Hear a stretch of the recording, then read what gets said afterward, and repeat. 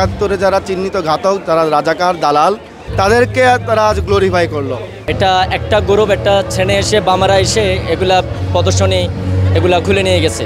মর্মাহত হই যে আমাদের প্রক্টর এগুলোর অনুমোদন, টিএসসি কিভাবে এটার অনুমোদন দেয়, যেখানে হচ্ছে মানে যুদ্ধাপরাধীদের ছবি থাকে। ঢাকা বিশ্ববিদ্যালয়ের মাটি, এই মাটিতে 71-এর মুক্তিযুদ্ধ থেকে শুরু করে 52, 62, 69, 90 এবং 24 গড়ে উঠেছে। না, আসলে শিবিরের সাথে বামপন্থী বা প্রগতিশীলের কোনো সংঘাত হয় নাই।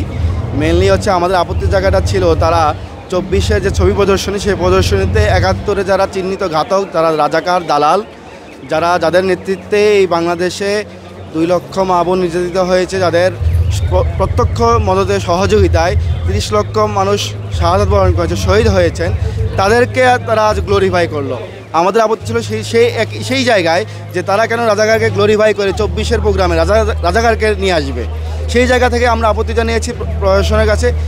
ঢাকা বিশ্ববিদ্যালয়ের প্রক্টর এসে ছবিগুলো খুলে নিয়ে ফেলেছে, কিন্তু আমাদের আপত্তি ছিল এই জায়গায় যে তারা যেহেতু 24-কে 71-এর মুখোমুখি করে দাঁড় করিয়েছে, সুতরাং এই জায়গায় তারা এই প্রোগ্রাম করার যে লেজিটিমেসি, সেই লেজিটিমেসি তারা হারিয়ে ফেলেছে। ছাত্র শিবির এখানে 1 বছর পূর্তি উপলক্ষে চিত্র প্রদর্শনী রেখেছিল।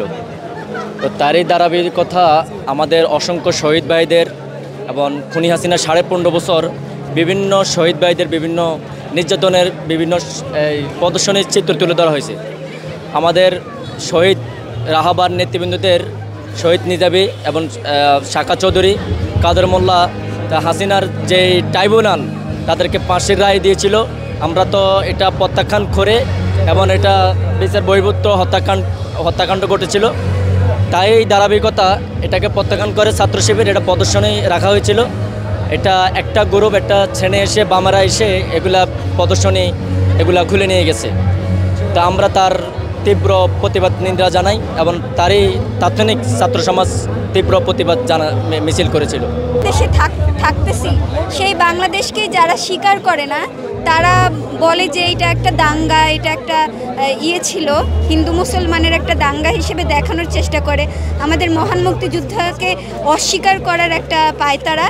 71-কে ঢেকে 24-কে যতভাবে হাইলাইট করা যায়, কারণ হচ্ছে 71-এ যেই মানে অন্যায়টা করছে সেইগুলা কি মানে আমরা সবাই মেনে নিব শিক্ষার্থী হিসেবে?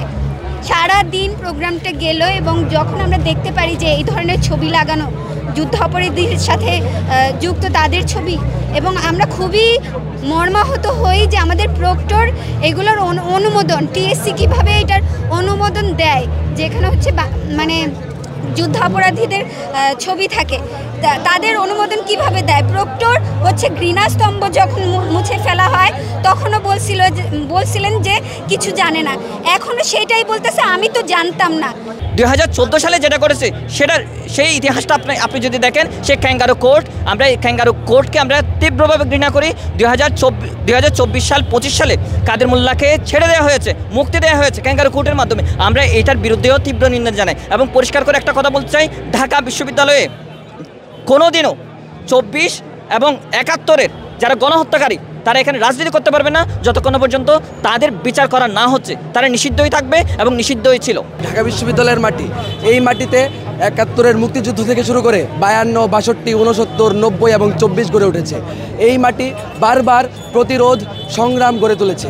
এই মাটিতে কখনোই যে পরাজিত শক্তি, ঘাতক দালাল শক্তি, গণহত্যাকারী শক্তি তাদের জায়গা হবে না, এবং তাদের যত আস্ফালন আছে, তাদের যত বাংলাদেশ বিরোধী ন্যারেটিভ আছে, সেইগুলো যদি তারা এই মাটিতে হচ্ছে যে তারা প্রদর্শিত করতে চায়, এই মাটিতে তারা যদি এই ধরনের আস্ফালন করতে চায়, তাহলে এই ঢাকা বিশ্ববিদ্যালয়ের যে ছাত্র সমাজ এবং সারা বাংলাদেশের যে মানুষ যারা 71-এর মহান মুক্তিযুদ্ধ, 90-এর স্বৈরাচার বিরোধী অভ্যুত্থান এবং 24-এর গণ অভ্যুত্থানকে ওন করে, যারা এই বাংলাদেশের মানুষের যেই লড়াইয়ের পরম্পরা, সেই লড়াইয়ের পরম্পরাকে ওন করে, তারা সম্মিলিতভাবে সেই প্রতিরোধ করে তোলে।